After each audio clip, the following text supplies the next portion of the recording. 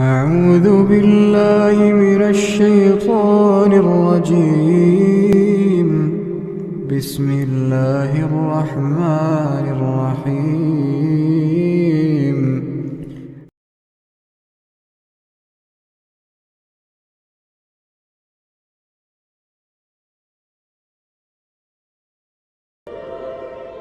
Les origines du football se perdent dans un labyrinthe de signes et de symboles, de rites religieux et de pratiques festives.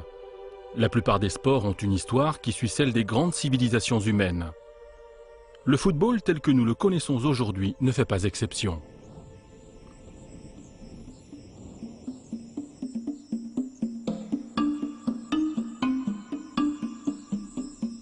Il y a quelques 3400 ans, dans la région de l'actuel Mexique, les Indiens pratiquaient déjà un sport d'équipe avec une balle de caoutchouc.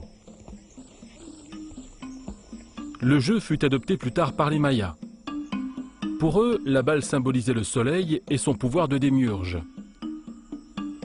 Signe prémonitoire peut-être des violences auxquelles donnerait lieu bien plus tard le football moderne, le capitaine de l'équipe perdante était sacrifié aux dieux.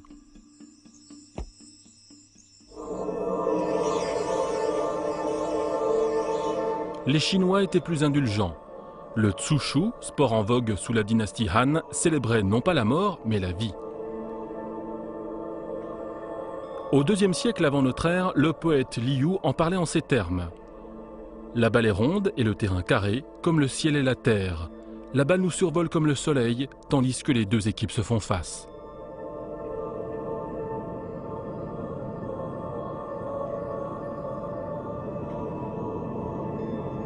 Le jeu conquit ensuite le Japon, où il prit le nom de Kemari.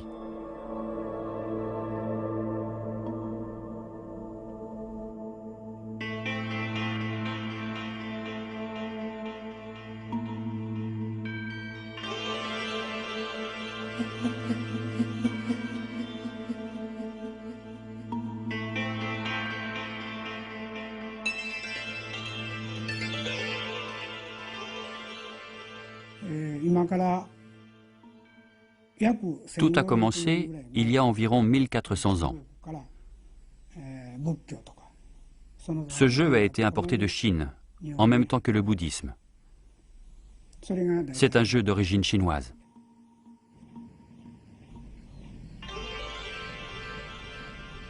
Le Kemari donnait lieu à un rituel élaboré et à un cérémonial bien éloigné des pratiques sportives actuelles.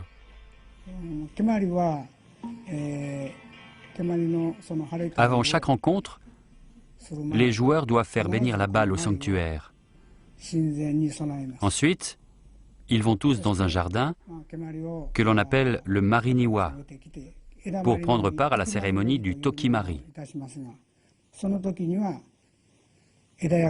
Un officiant, l'Edayaku, fait une prière pour la prospérité et la paix dans le monde. Alors seulement la partie peut commencer. Le jeu se joue à 6 ou 8 personnes. Ce qui caractérise ce jeu, c'est qu'il n'y a ni gagnant ni perdant. Les 8 joueurs sont là uniquement pour le plaisir du jeu. Cela fait partie de l'esprit du Kemari.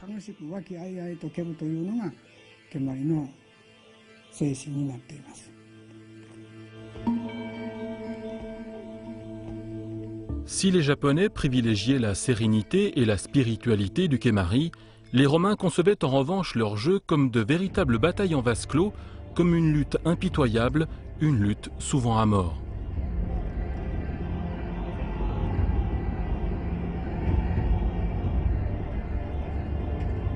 Les meneurs de quadrige avaient leurs supporters qui portaient les couleurs de leur équipe et qui parfois se battaient avec les supporters des équipes adverses. Mais les Romains ne pratiquaient pas de jeux de balle dans l'arène. Ils les réservaient aux séances d'entraînement militaire. Les légionnaires romains jouaient à un jeu qui s'appelait l'Arpastum. C'était un jeu qui leur venait des Grecs.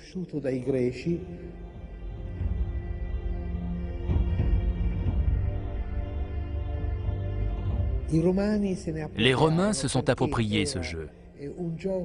Le but était de s'affronter pour le contrôle de la balle, de prendre la balle à l'adversaire.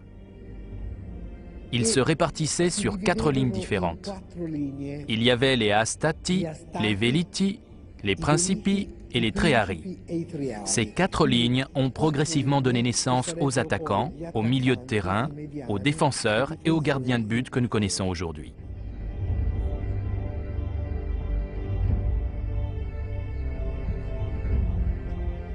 Ce jeu, dont la tactique nous semble si familière, serait arrivé dans les îles britanniques à la faveur de la conquête romaine. Difficile de dire s'il est à l'origine des jeux joués par la suite dans l'archipel ou s'il a simplement influencé des pratiques existantes. Toujours est-il que 1000 ans après le départ des Romains, les Britanniques se passionnaient pour toute une série de sports de balle et en particulier pour le folk football, le football du peuple. Les rencontres se déroulaient généralement juste avant le carême ou à l'occasion des fêtes de Noël et du jour de l'an. Elles donnaient lieu à des célébrations fortement teintées de paganisme, dont les origines se perdaient entre mythes et légendes, l'une des plus tenaces et des plus macabres, voulant notamment que les premiers ballons aient été des têtes humaines.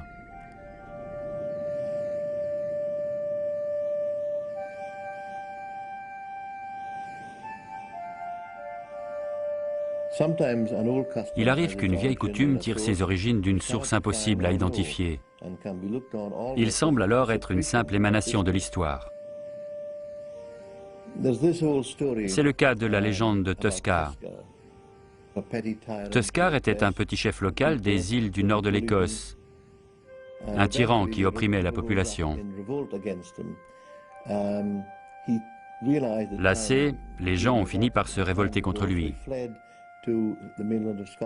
Il a compris que le jeu était terminé et qu'il était temps pour lui de partir.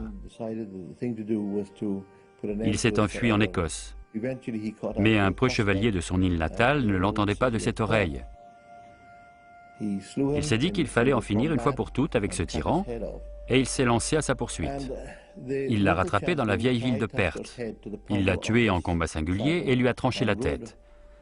Le preux chevalier a ensuite attaché la tête du vaincu au pommeau de sa selle et est reparti vers le nord, vers les îles Orcades. Tandis qu'il chevauchait, les dents de Tuskar lui ont pénétré la cuisse. La blessure a fini par s'infecter et la gangrène s'est installée. Il a néanmoins réussi à regagner Kirkwall, la capitale des Orcades. Il est monté sur la croix qui se trouve devant la cathédrale Saint-Magnus et il a jeté la tête de Tuskar à la foule massée à ses pieds pour bien montrer que l'oppresseur était mort. Puis il a rendu l'âme. Furieux, les gens se sont mis à donner des coups de pied dans la tête du tyran défunt.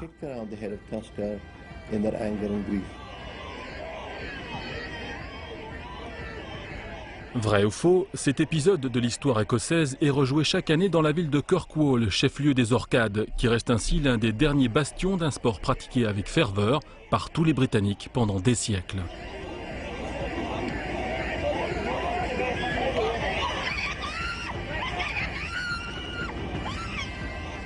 Il existait de nombreuses variantes, aujourd'hui tombées en désuétude. Toutes avaient en commun certaines règles de base. La partie se jouait dans toute la ville et opposait plusieurs centaines de joueurs. Les buts étaient des lieux remarquables de la cité, situés à plus d'1 kilomètre de distance l'un de l'autre. La rencontre s'achevait généralement avec le premier but marqué, mais cela pouvait prendre la journée. 2 équipes s'opposent traditionnellement à Kirkwall, ceux d'au-delà des portes et ceux d'en deçà des portes. La lutte pour le contrôle du ballon, appelé bas, est essentiellement symbolique.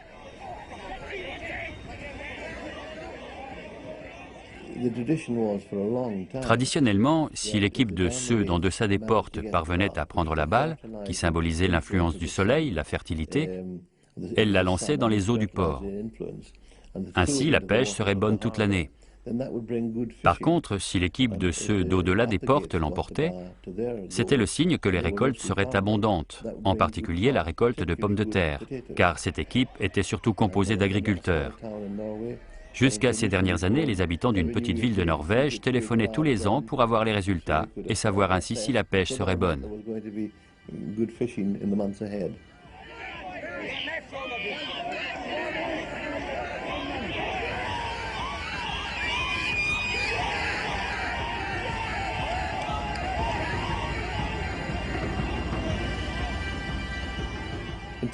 Il n'y a pas de règle, tous les coups sont permis. C'est une mêlée générale, très physique. En passant, certains en profitent peut-être pour régler des comptes, mais de manière générale, il n'y a pas beaucoup de violence gratuite. Le football du peuple, en dépit des débordements auxquels il pouvait donner lieu, faisait essentiellement partie du folklore. Il n'en allait pas de même du calcio historico joué à Florence. Ce jeu était en effet l'héritier direct de l'art pastum de la Rome antique.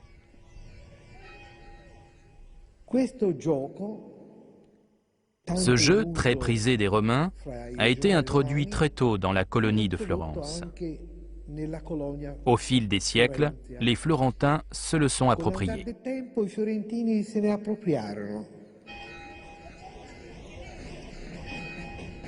Le calcio a des origines au moins aussi anciennes et une histoire aussi riche que le football traditionnel des Britanniques. Les Florentins commémorent chaque année le Sedio, un match historique joué dans des circonstances dramatiques.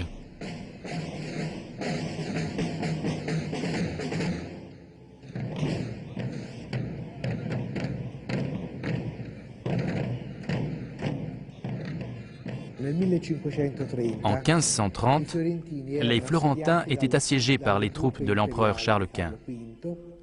Refusant d'interrompre les festivités du carnaval, la population décida d'organiser le 17 février une grande rencontre de calcio fiorentino, véritable pied de nez à l'assiégeant qui pensait avoir mis Florence à genoux.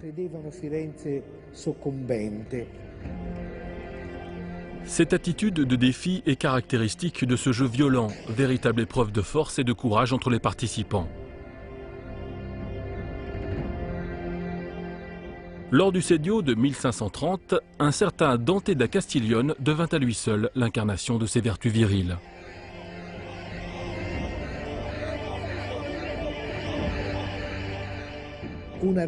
L'une des grandes règles était que le ballon devait toujours circuler.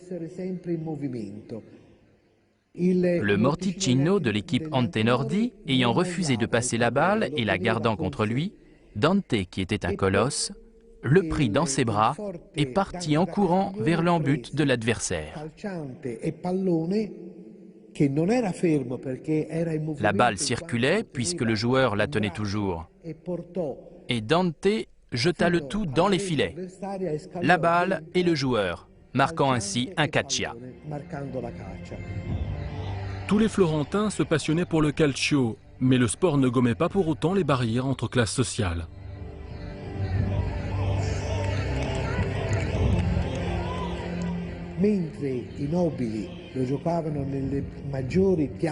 Les nobles jouaient sur les grandes places de la ville devant un public nombreux.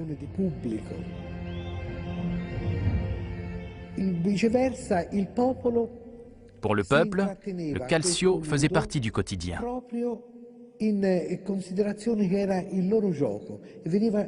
Les gens y jouaient un peu partout dans la rue.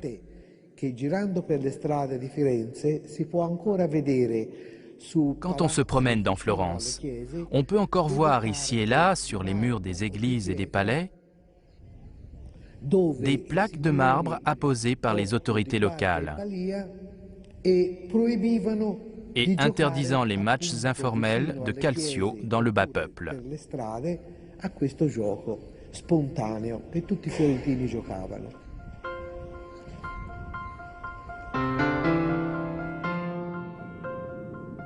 Les interdictions de ce genre étaient monnaie courante en Grande-Bretagne, où boutiques et maisons étaient régulièrement saccagées par des joueurs déchaînés et où les rencontres faisaient souvent des morts. L'histoire du football du peuple n'est qu'une longue suite d'interdictions. Les pouvoirs publics s'y sont opposés par toute une série de décrets. La royauté a multiplié les proclamations condamnant cette pratique. Les universités ont tenté d'empêcher les étudiants d'y jouer parce que c'était un jeu qui suscitait trop d'agitation, trop de violence, qui constituait un trouble à l'ordre public à chaque fois qu'un match était organisé. Dès 1314, le roi Édouard II interdit en ces termes la pratique du football à Londres. Attendu qu'une grande clameur parcourt Londres par le fait de personnes se disputant de grosses balles, j'ordonne que soit interdit à l'avenir ce jeu dans l'enceinte de la ville.